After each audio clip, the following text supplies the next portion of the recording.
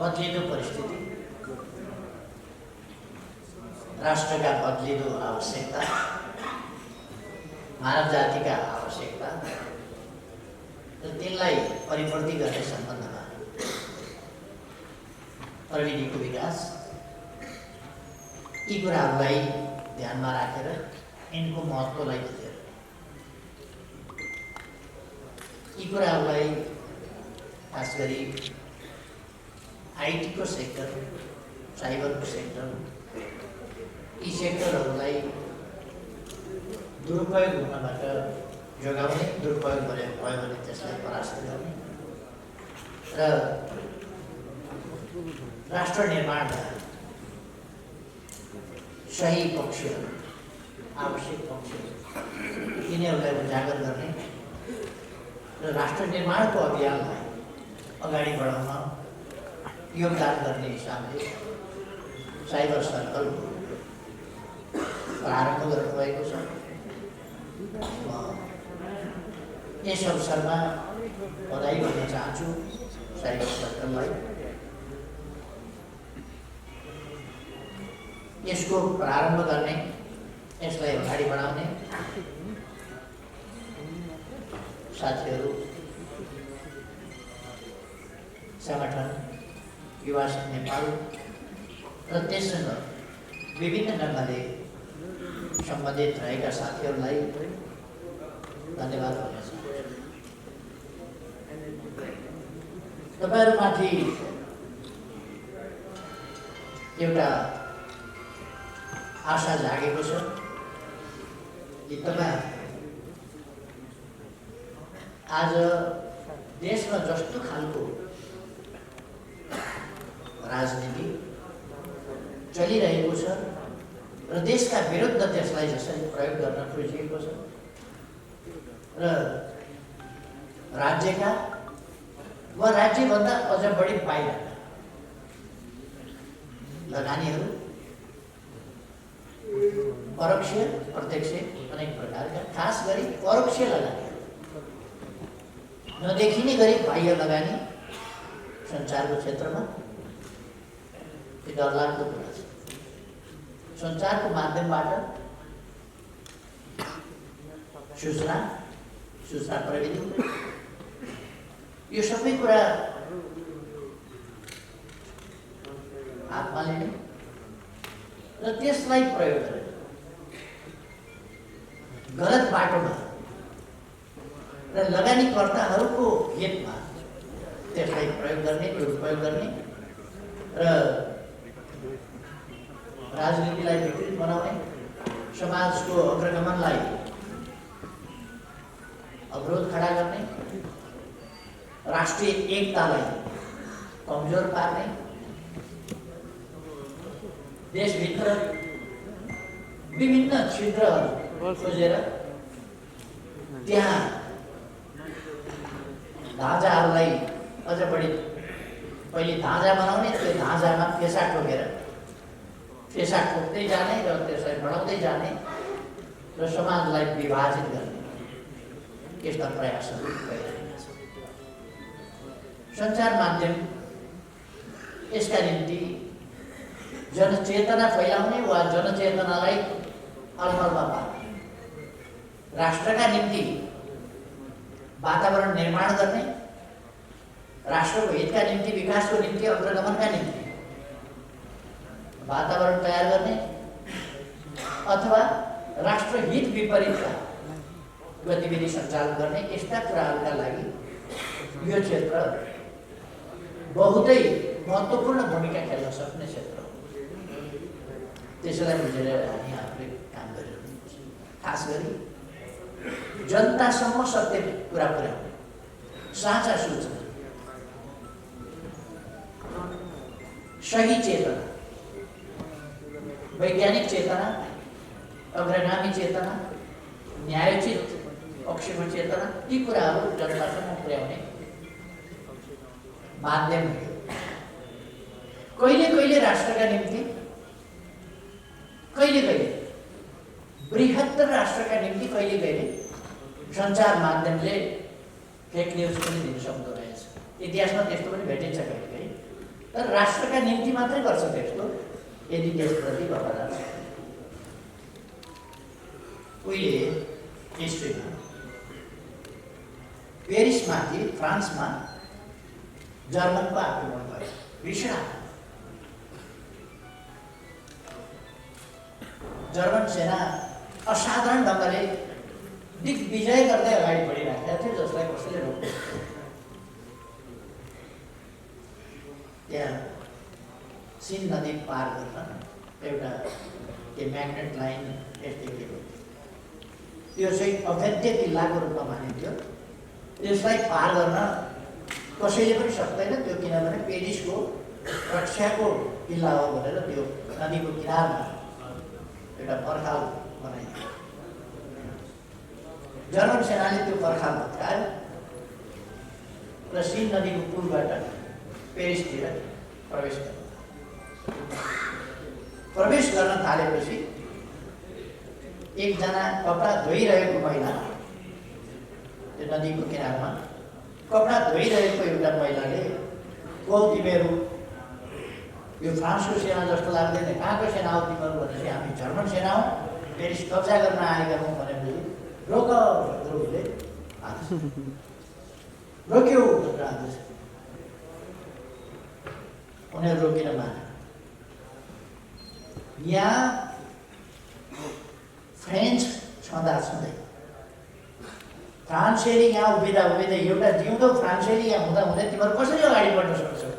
के कुरा गरिरहेको? रोक्यौ भनेर उनले पनि माने। उनले ढुङ्गा टिपेर फटाफट हान्यो सेनालाई। उनलाई सेनाले गोली चलायो, उनी त्यहीँ ढले, उनको मृत्यु भयो। अखबारमा यो खबर छापियो, यो खबर घर घरमा पुग्यो र भोलिपल्ट सिँगै पेरिस यसरी उठ्यो।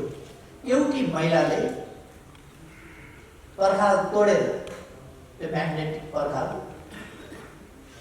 भन्ने तोडेर पेरिसतिर पस्न लागेको सेनालाई ढुङ्गा हानेर प्रतिरोध गरिन् र पस्नबाट व्यवधान खडा गर्न खोजिन्, रोक्न खोजिन्।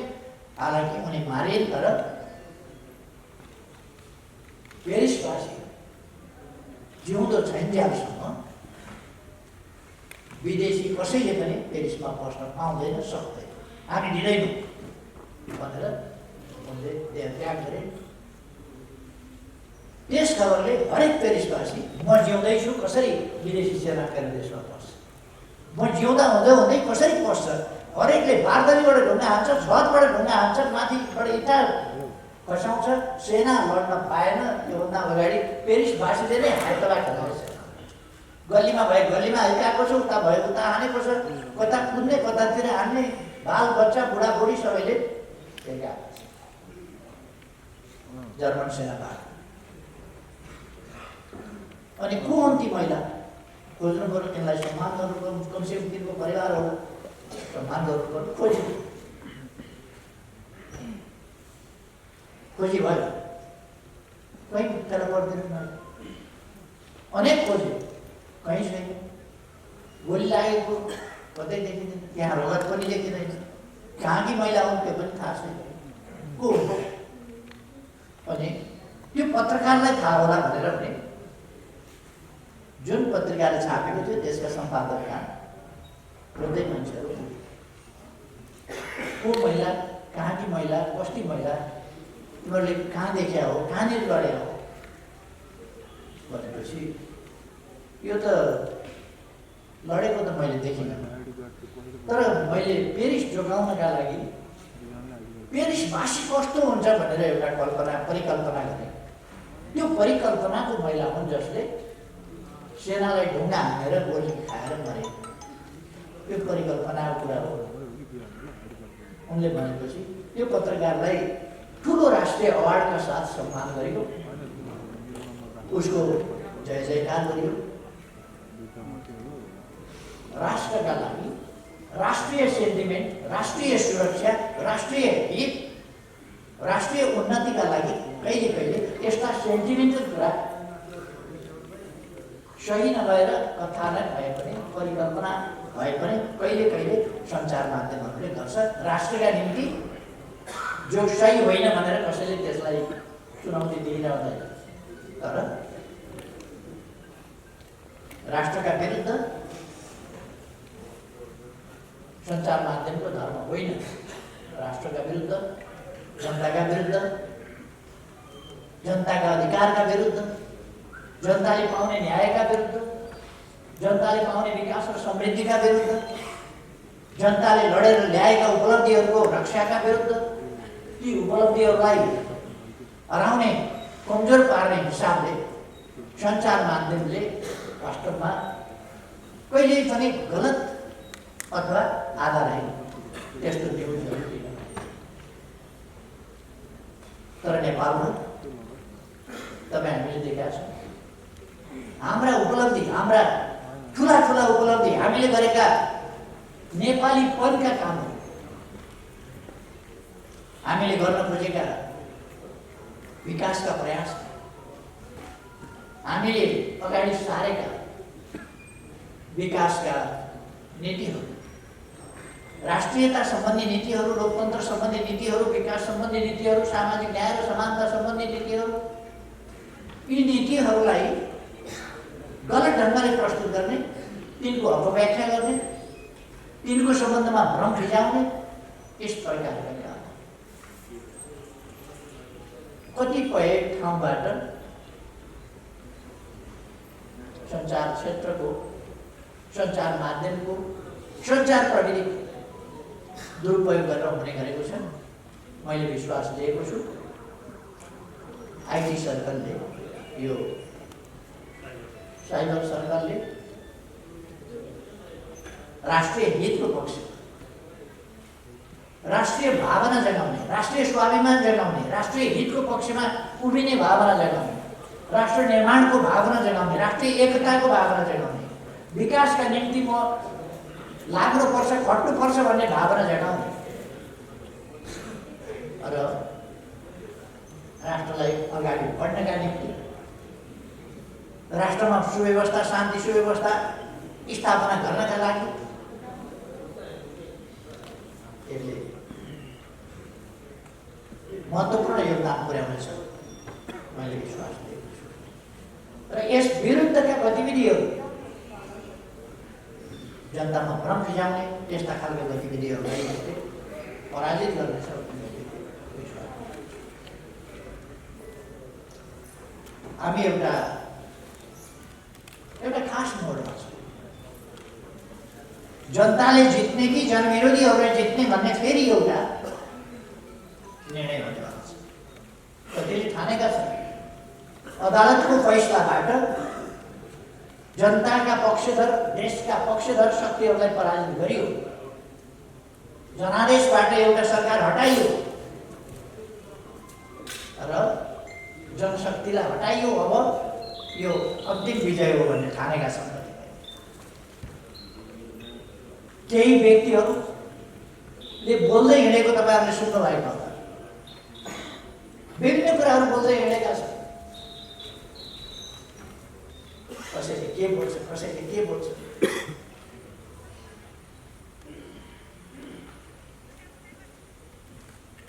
एकजना 4 वर्ष जति अगाडि होला अध्यक्षको चुनावमा मसँगै पराजित भएको मान्छेले हिन्दी फिल्मको विलियनको डायलग बोलेछ।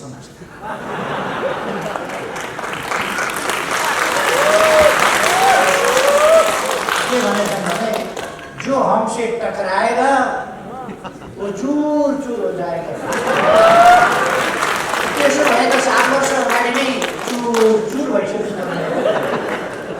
7 वर्ष अगाडि हारेको मान्छेले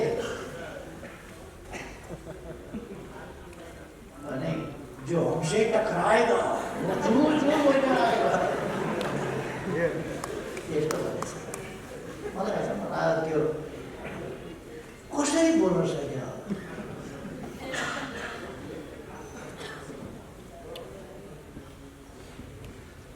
कतिपयका कुराहरू तपाईँहरूले सुन्नुहुन्छ। अनेक प्रकारका झुट र भ्रमित पार्ने कोसिस कुरा यो प्रतिक्रियावादी खेमा भन्दा पनि नयाँ प्रतिक्रियावादीहरू छन्। हिन्दीमा भन्छ एउटा नयाँ मुल्लाले बढी प्याज खान्छ। केही नयाँ मुल्लाहरू छन्, नयाँ काङ्ग्रेसहरू छन्, नयाँ काङ्ग्रेसका समर्थकहरू छन्, काङ्ग्रेसका पिछलाकोहरू छन् केही नयाँ। उनीहरूले ठुल्ठुला डल्ला प्याज क्राप क्राप चपाएको एमालेको सम्बन्धमा बोल्दाखेरि यसमा हामीले धेरै केही भनिरहनु पर्ने छैन। यी 2-4 दिनका मेयरमा अहिले काङ्ग्रेसको अहिले अघि एउटा इन्टरभ्यूलाई पनि भने इन्टरभ्यू दिँदा यी काङ्ग्रेसको पुच्छर समातेर हिँडेर बडा फुर्ती लागिरहेका छ। पिठ्यौमा एउटा झिङ्गो बस्यो भने काङ्ग्रेसले पुच्छर यस्तो पारेर हल्लाइहाल्छ कि कहाँ झड्किएर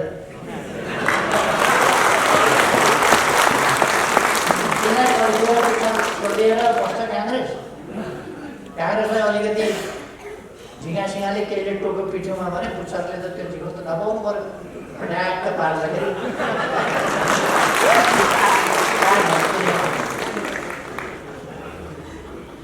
काङ्ग्रेसका पुच्छरले यत्रो धाक लाउने एमाले छ।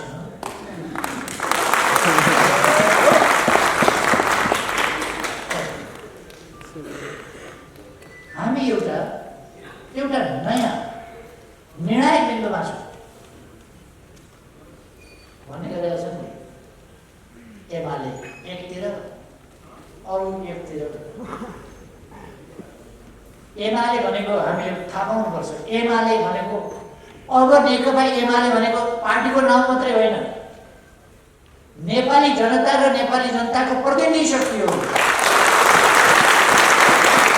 एमाले एकतिर भनेको जनता एकतिर, अरू आन्दोलन सान्दोलन के जति पाँचले गठबन्धन भनेको एकतिर। यिनीहरू के सरकारमा आए कस्तो हुँदो रहेछ? यिनीहरू के सरकारमा आए, पार्दल के सरकारमा आयो, जुन बाटोबाट आए सर्वोच्च अदालतमा हालत हेर्नुहोस् त। सर्वोच्च अदालतको अहिले देशमा आन्दोलन छैन, सर्वोच्च अदालतमा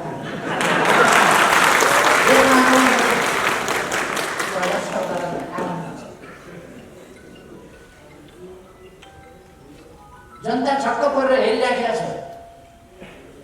वकिल साहबहरू कहिले कम्पु कराते खेल्नुहुन्छ।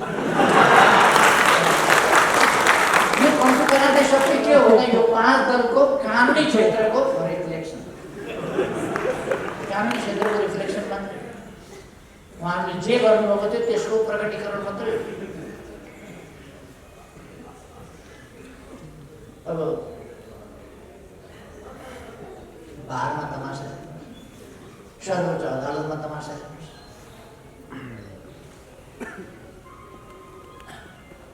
यो 5 दलीय गठबन्धनको सरकार भएपछि यस्तो नभएर के हुन्छ? यस्तै हो।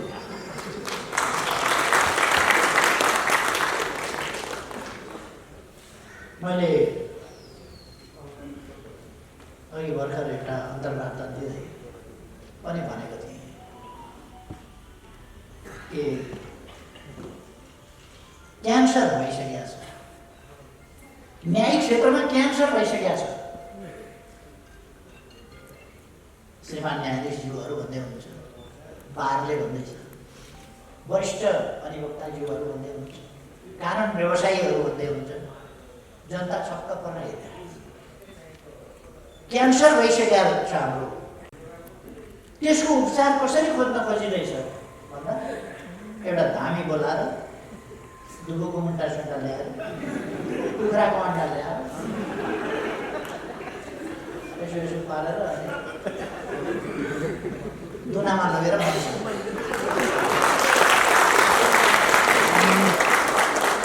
त्यो बिचरा अन्डा मान्छे आएर अन्डा पर लगेर राखेर क्यान्सर निकाल्छ। अपरेसनको आवश्यकता छ, किमोको आवश्यकता छ। बिमार त्यो तहको छ। मैले भने एउटा लडाइँ छ, नेपाली जनता राष्ट्रियताको पक्षमा उभिँदै आएको र उभिने जनता, लोकतन्त्रका लागि लडेको, बलिदान दिएको जनता, सामाजिक न्याय र समानताका लागि लडिरहेको जनता, देशमा समृद्धि हासिल गर्न खोज्ने, त्यसका लागि प्रयासरत जनता। र ती कुराहरू बुढो भएपछि न गोरुले जोत्छ न केही गर्छ। बुढो भएपछि धेरै दुध दिने गाईले पनि दुध दिँदैन नि। काङ्ग्रेस बुढो भयो, नीतिमा बुढो भयो, विचारमा बुढो भयो, अठोटमा बुढो भयो, सङ्कल्पमा बुढो भयो, सबै कुरामा काङ्ग्रेस बुढो भयो। काङ्ग्रेस जस्तो पार्टीले हेर्नुहोस् त, प्रचण्ड र माधवको हात मात्र हिँडे। अनि यस्तो काङ्ग्रेसबाट अब बन्छ देश। त्यसकारण म विभिन्न पार्टीमा रहेका साथीहरूलाई आग्रह गर्न चाहन्छु, आउनुहोस् नेकपा एमालेमा सामेल भएर राष्ट्र निर्माण गरौँ। अरू केही उद्देश्य छैन एमालेको, राष्ट्र निर्माण गर्नु। एउटा कुरा म स्पष्ट पार्न चाहन्छु, अब नेकपा एमाले एकता एकीकरण गर्नुपर्ने पार्टी नेपालमा कुनै बाँकी रहेन। त्यसकारण नो एकता नो एकीकरण छैन। आउनुहोस् जो साथीहरू हुनुहुन्छ एमालेमा मिलेर काम गरौँ। एकता एकीकरणका वार्ता, यस्तो वार्ता को समाधान नेपाल संसद एकीकरण। माधव नेपालले अल्मल्याएर झुक्क्याएर लगेका साथीहरू निन्द्राबाट बेहोजिनुहोस् र फर्किनुहोस्। प्रचण्डले कम्युनिस्टका नाउँमा, प्रचण्डको सबै चटक हेर्नुहोस् त, चटक गर्दा गर्दा प्रचण्ड देशको प्रधानमन्त्री, कार्यकारी प्रमुख, राष्ट्रिय सेना प्रचण्डको मातहतमा, 19,000 सेना आफ्नै क्याम्पमा, आफ्नै निजी सेना 19,000, राष्ट्रिय सेना पनि आफ्नै मातहतमा। तिनको व्यवस्थापन समुचित ढङ्गले गर्न नसकेर प्रधान सेनापति नेपाली सेनाको हटाएर राजीनामा दिएर ओह्रालो लाग्यो। ती सबै चिजको उपयुक्त ढङ्गले म्यानेज गरेको भए